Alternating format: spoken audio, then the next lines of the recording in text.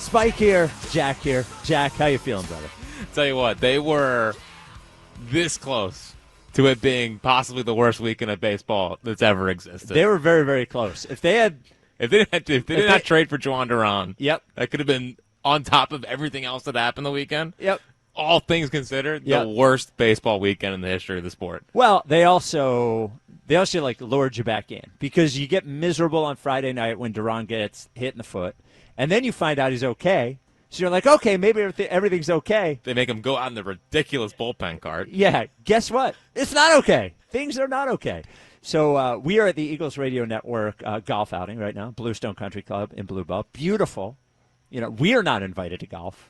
We have to dress like all the golfers, but we're not invited to golf. But it is still beautiful here. We thought we had to dress like everyone else. Yeah. It looks like you and Joe did not. Oh, nor did Fran. Yeah, nor did Fran, nor did Steiny. Yeah, but this show, Yep, cleaned it right up. Look, we look appropriate. Yeah. We look appropriate. So, look, it is not the news you want to hear. Everybody will do this, I'm sure, but we will do it, I think, to start off in that the number one thing is we hope Zack Wheeler as a human is okay. Mm-hmm. It's a scary thing to find out, the blood clot, like all of the different complications and all the different bad things that could happen when you have blood clot somewhere and you don't discover it. So I'm glad they found it. And I sure as hell hope he pitches again. I hope he pitches again soon. Mm-hmm. But most of all, the number one thing is I hope has a long and healthy life ahead of him. That said, we have a baseball team here that is most likely going to be missing their ace for the rest of the year. Now, you can hold out hope that Zack Wheeler is going to be back, but there are not a lot of scenarios when you start doing the deep dive on the blood clot things. There's not a lot of scenarios that have him back this season. Like the shortest you could imagine is a couple of months, and that isn't even. That's, the end of the year anyway. We're just so close to the end of the season. Yeah, and it seems like the more realistic thing is somewhere between 6 months and a year anyway. Correct. So the Phillies now don't have their ace. But, I keep hearing the question, I see it online, and I've heard it on WIP today, is can the Phillies win the World Series without Zack Wheeler? Of course they can win the World Series without Zack Wheeler. If you're asking me, and it's not some shot in the dark, puncher's chance, anybody can win sort of thing. He is a great player. He's a great pitcher, but it's baseball.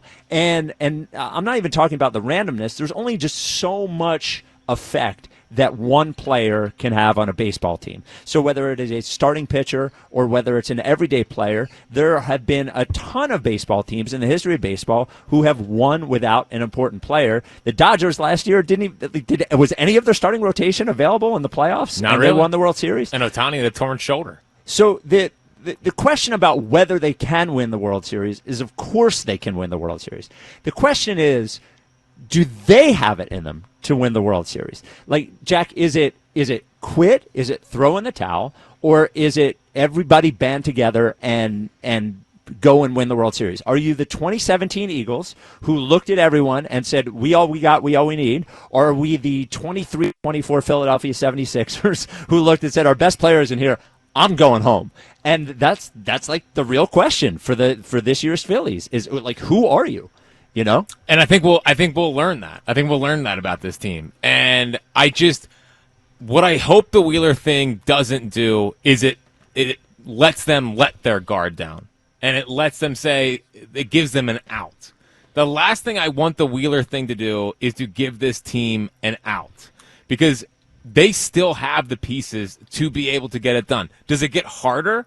100%. It is harder without Zack Wheeler. And is Seltzer going to call us today? Is Devin Caney going to call us today? Like all the people that had Zack Wheeler low on the list and Nana Boo Boo told you so? Yeah, right. And they're going to say, wait, you're saying they can win the World Series without him? Yeah. And he was that good? But you know what? The Eagles won the World Series without their MVP level quarterback. The Super Bowl. Super Bowl. Yeah, 7 years ago without their MVP level quarterback. Yes. That was a magic. This doesn't even need to be a magic run. We need 10% more out of everybody. Every single guy in that clubhouse they have to come together, say, we're not going to let this thing die. It's time to burn the boats, burn it to the ground, and let's go still win the World Series. That's what I think the message has to be. Because after Carson got hurt in 17, it was dire around here. It felt terrible. It was we're never going to win the Super Bowl. The Eagles are a cursed franchise that is never going to win the World Series or win the Super Bowl. Now you did it. I know. Well, I keep waiting for a little B to come out. Yeah. But like, everyone in there when the Eagles lost Carson, they all got a little bit better. Jenkins was the rallying cry behind it, but every single one of those guys got a little better. And I guess the message comes down to this. Like, for me, it's on two guys that it just matters more with. And they are the most important players on offense. It's funny, I feel like I never put Trey Turner in these conversations, but I just don't. Like, this is a conversation for Bryce Harper and Kyle Schwarber to rally the troops and go still get it done. Everyone has to step up. We get it. We understand it. Be 10% better. Leave it all on the line. All of that. But those two have to be the tone setters. They can't let these guys slip. It got harder with Zack Wheeler not being out there because he's probably not coming back this season.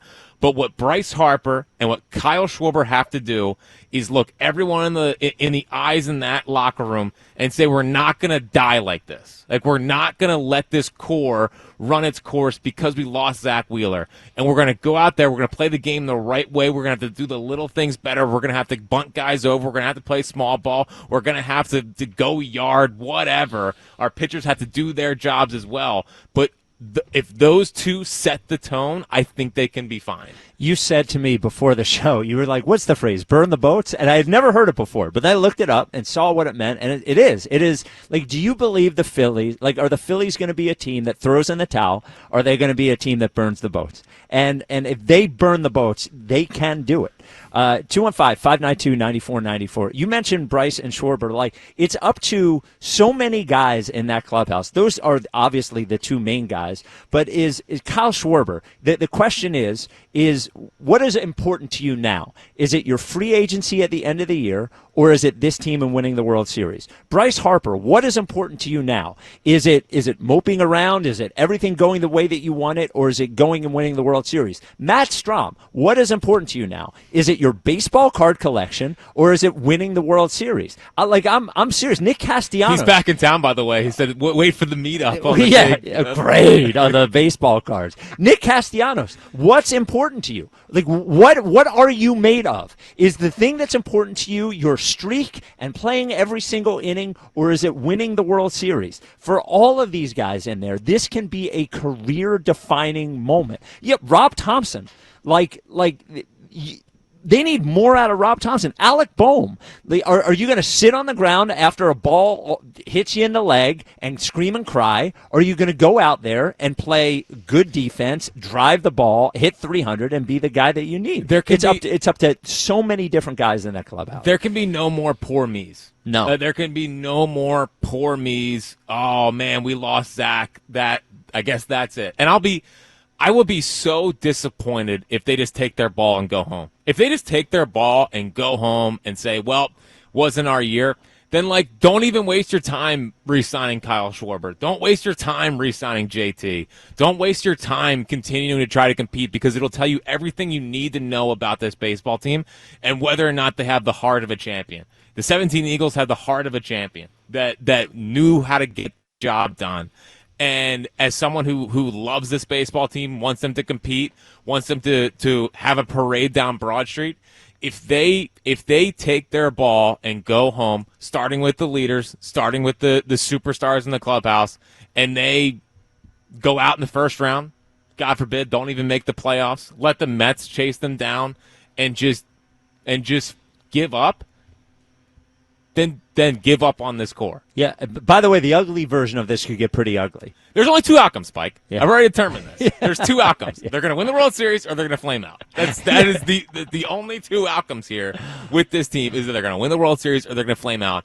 And in my gut, Spike, I don't know which team we're going to get. That was going to be my question. Is we're saying what we want to happen, because we've seen it in Philadelphia. We've seen both versions in Philadelphia. We did see the good version of this, right? We saw the 2017 Eagles, and we saw the bad version of this, and that was last year's Sixers team. They saw their best player go down. Everybody quit. The coach quit. The other players quit. Tyrese Maxey quit. Nick Nurse. They all quit. They all just looked at each other and said, well, if the best guy's not here, what are we going to do?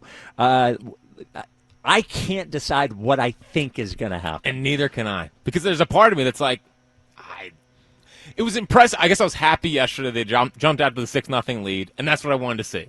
Like, there it is. Like, you lost Wheeler. Maybe they were so morose with they figured out the Wheeler news before the game on Saturday, and that's why they scored 0 runs. Who knows? But it was a good first response yesterday of 6-0, and I felt there it is. Like even battling back after they tied it at 6. Sure, yeah, sure. Keep scoring runs.